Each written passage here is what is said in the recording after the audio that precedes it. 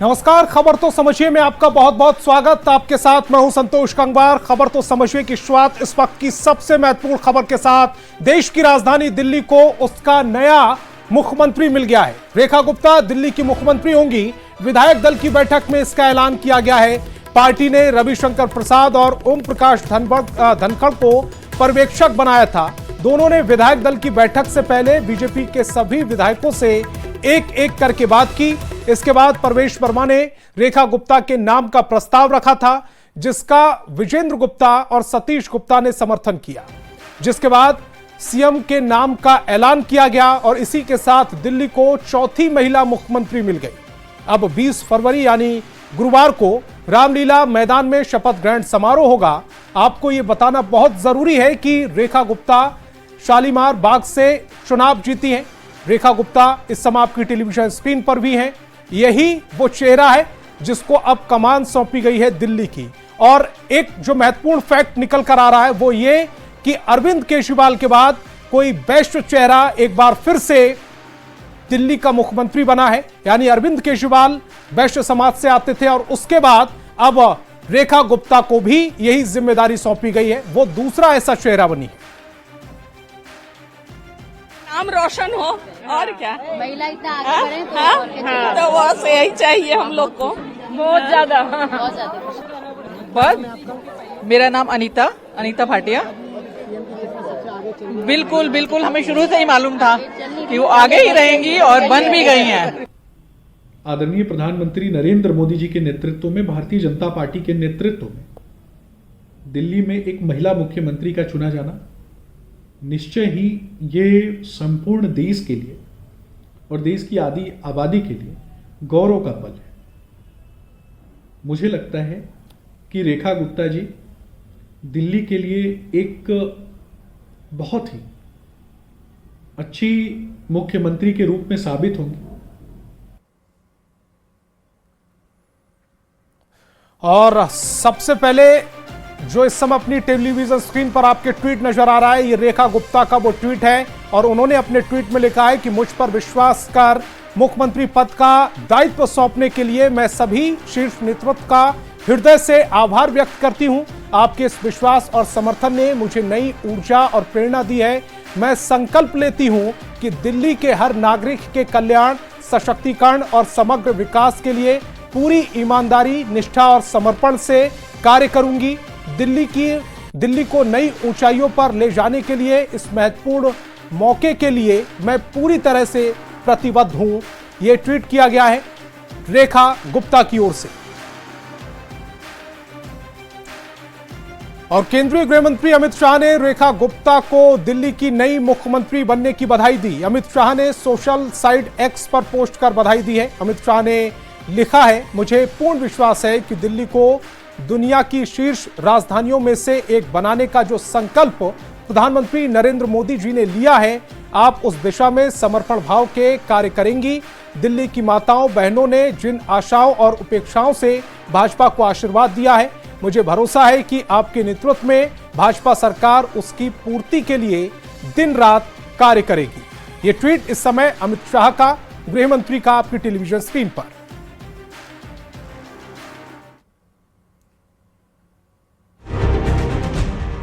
BJP ने दिल्ली के अगले मुख्यमंत्री के नाम की घोषणा कर दी है। भाजपा विधायक दल की बैठक में शालीमार बाग सीट से एमएलए रेखा गुप्ता को नेता चुना गया। दिल्ली के नए सीएम और उनकी कैबिनेट 20 फरवरी को रामलीला मैदान में शपथ ग्रहण करेगी। शपथ ग्रहण समारोह में प्रधानमंत्री नरेंद्र मोदी, केंद्रीय गृह मंत्री अमित शाह समेत एनडीए शासित राज्यों के मुख्यमंत्री शामिल होंगे। बीजेपी ने 27 साल बाद दिल्ली की सत्ता हासिल की है। हाल ही में हुए विधानसभा चुनाव बीजेपी ने आम आदमी पार्टी को करारी शिकस्त देते हुए 70 में से 48 सीटें जीती हैं। हालांकि उसके बाद से ही दिल्ली का सीएम कौन बनेगा, इसको लेकर अटकलों का बाजार गर्म था। बुधवार शाम सभी अटकलों पर विराम लग गया।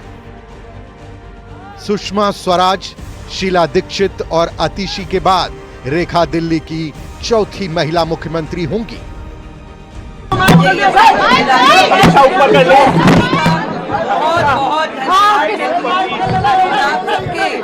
आशीर्वाद, सहयोग और आभार व्यक्त।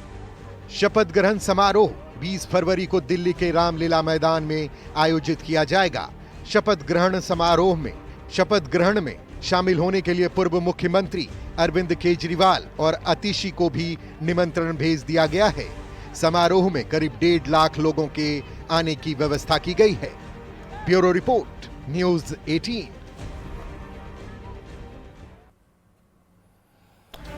तो दिल्ली की नई सीएम कौन है, कैसा उनका राजनीतिक इतिहास रहा है, वो भी आपको समझाते हैं। रेखा गुप्ता दिल्ली की नई मुख्यमंत्री बनाई गई, चेहरा हमने आपको दिखाया है और उनको लेकर क्या कुछ ट्वीट किए गए वो भी हमने आपको दिखा दिया। प्रधानमंत्री नरेंद्र मोदी ने बधाई दी। दिल्ली में विधायक दल की बैठक में रेखा गुप्ता नेता चुनी गई। शालीमार बाग सीट से चुनाव जीती हैं रेखा, पहली बार विधानसभा का चुनाव जीता, सीधे मुख्यमंत्री उम्मीदवार चुनी गई। दिल्ली बीजेपी की महासचिव रही हैं रेखा गुप्ता। महिला मोर्चा की राष्ट्रीय उपाध्यक्ष भी रह चुकी हैं। दक्षिण दिल्ली नगर निगम की मेयर रह चुकी हैं रेखा और अब उन्हें दिल्ली के मुख्यमंत्री के तौर पर चुनकर एक बड़ी जिम्मेदारी सौंपी गई है। खासकर महिलाओं को एक संकेत साधने की कोशिश की जा रही है और वो क्यों की जा रही है वो भी हम आपको समझा देते हैं। दिल्ली में बीजेपी के नए दाव को किस तरह से आपको समझना है वो समझिए। रेखा गुप्ता महिला के साथ साथ ओबीसी समुदाय से आती है। ओबीसी समुदाय से मध्य प्रदेश के सीएम मोहन यादव भी ओबीसी समुदाय से आते हैं। राजस्थान के मुख्यमंत्री भजन लाल शर्मा ब्राह्मण जाति से आते हैं, यानी कि जनरल समुदाय से आते हैं। महाराष्ट्र में भी देवेंद्र फडणवीस ब्राह्मण सीएम है। बिहार में इसी साल विधानसभा चुनाव है।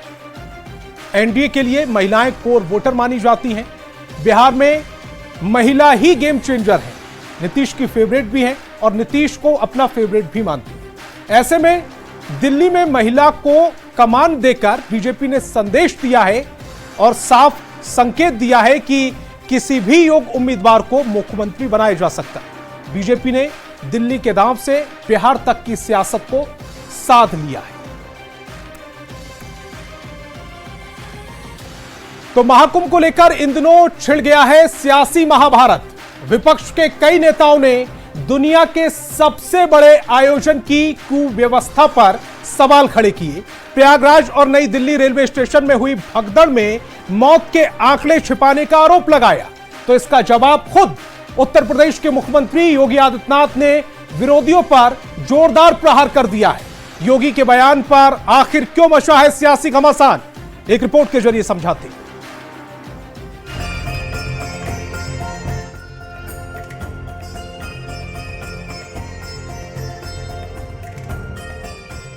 सनातन, सदन और सियासत, ये 3 शब्द इन दिनों खूब सुर्खियां बटोर रहे हैं।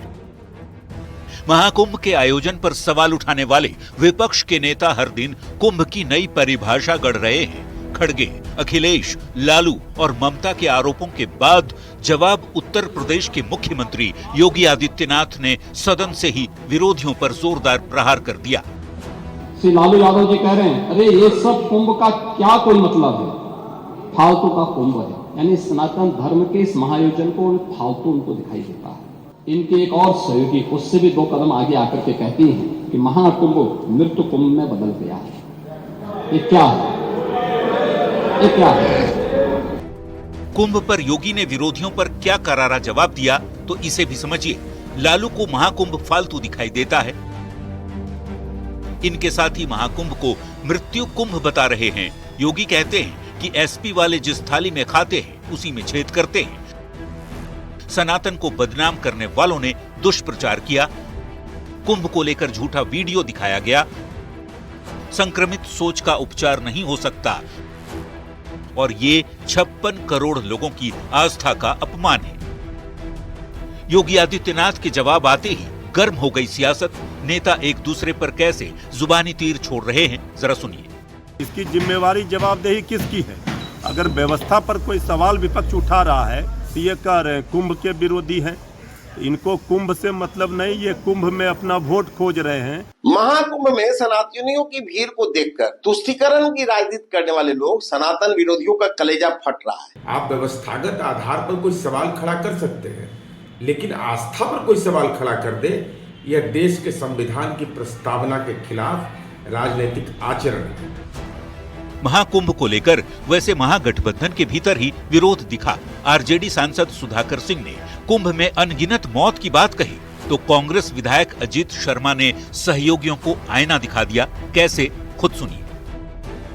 हम लोगों ने जीवन में नहीं देखा आस्था का विषय को किस तरीके से मार्केटिंग किया गया और उसके कितने दुष्परिणाम निकल कर आए। उसकी कुव्यवस्था जरूर है, व्यवस्था सही नहीं है, उस पर सवाल उठाना चाहिए, लेकिन कुंभ पर, स्नान पर कोई अगर उठाते हैं तो ये गलत है।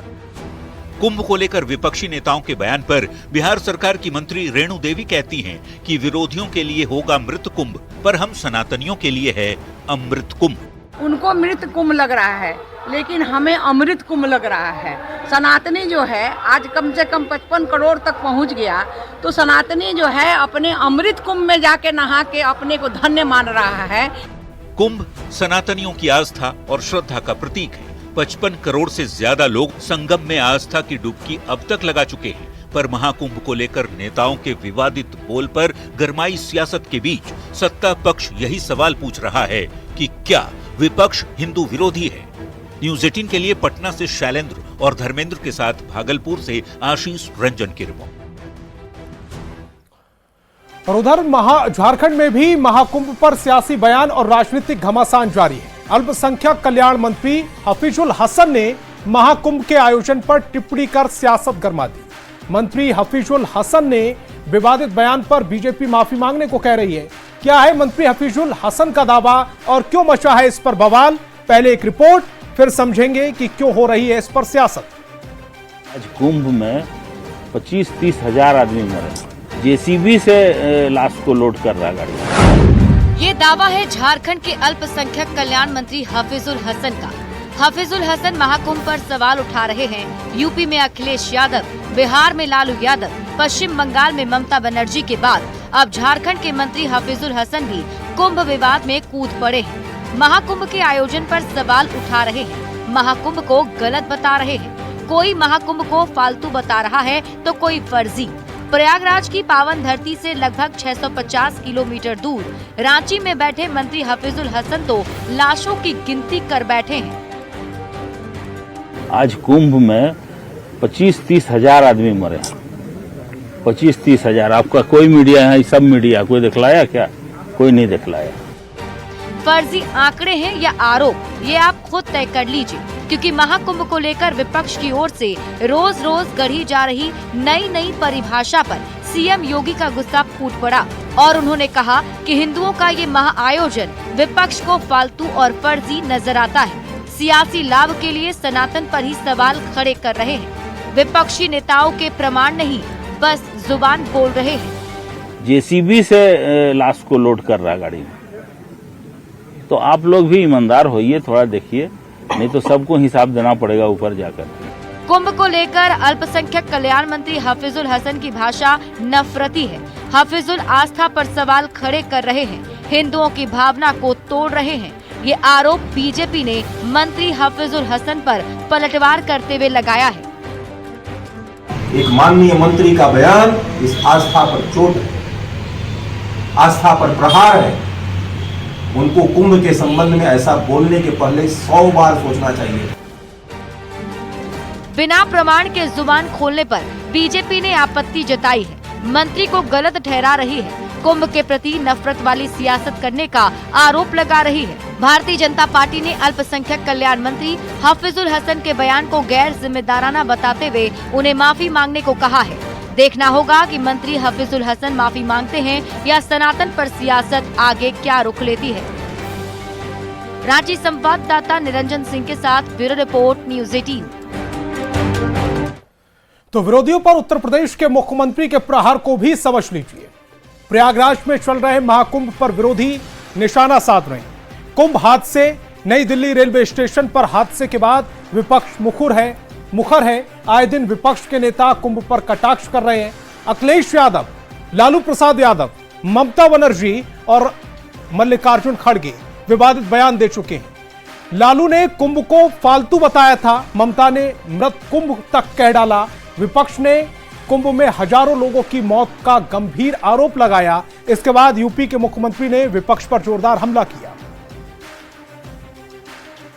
योगी ने क्या कुछ कहा है, आरोपियों को किस तरह से जवाब दिया है, वो भी समझ लीजिए। लालू ममता पर योगी ने सबसे पहले प्रहार किया, कहा कि विपक्ष का संक्रमित सोच है, विपक्ष की जो सोच है वो संक्रमित है। विपक्षी नेता महाकुंभ को मृत्यु कुंभ बता रहे हैं। एसपी वाले जिस थाली में खाते हैं उसी में छेद करते हैं, ऐसा योगी आदित्यनाथ जी ने कहा।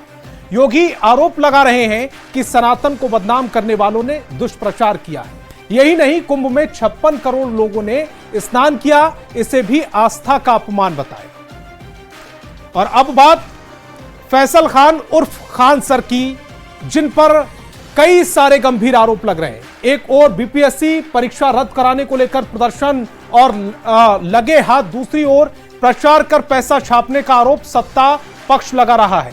खान के साथ खड़े गुरु रहमान भी खान के विज्ञापन वाली दोहरी नीति को गलत ठहरा रहे हैं। एक रिपोर्ट। खान के खेल का खुलासा।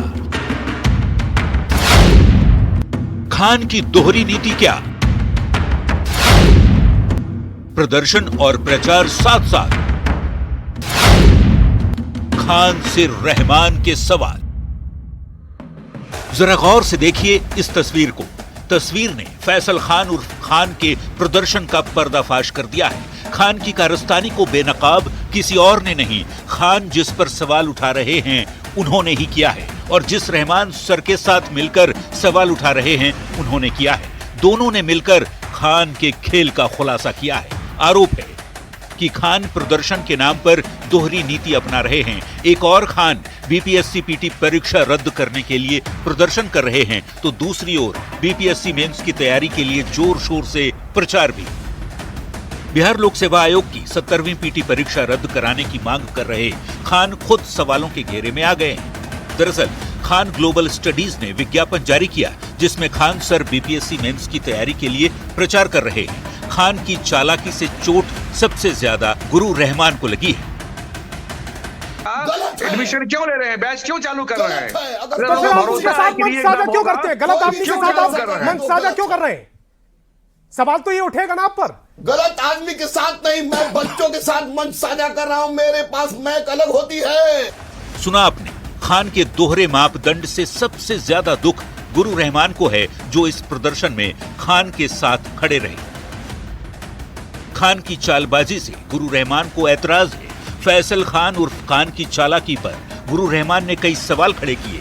न्यूज 18 के लाइव डिबेट में गुरु रहमान ने माना कि खान की ओर से विज्ञापन देना गलत है। रहमान सर ने खान के विज्ञापन को गलत ठहराया और कहा कि मैं गलत आदमी के साथ नहीं हूं। गलत आदमी के साथ नहीं, मैं बच्चों के साथ मंच साझा कर रहा हूं, मेरे पास मैक अलग होती है। सत्ता पक्ष तो खान ग्लोबल स्टडीज को खान की दुकान बता रहा है। सत्ताधारी दल ये कह रहे कि खान मौका भांप रहे और धड़ाधड़ पैसे छाप रहे। हालांकि इन सारे आरोपों पर अभी तक खान ने कोई सफाई नहीं दी है। देखना होगा अपने बचाव में क्या कुछ कहते हैं। Bureau report, news 18। तो खबर तो समझिए में फिलहाल इतना ही। आप देखते रहिए न्यूज 18 बिहार झारखंड।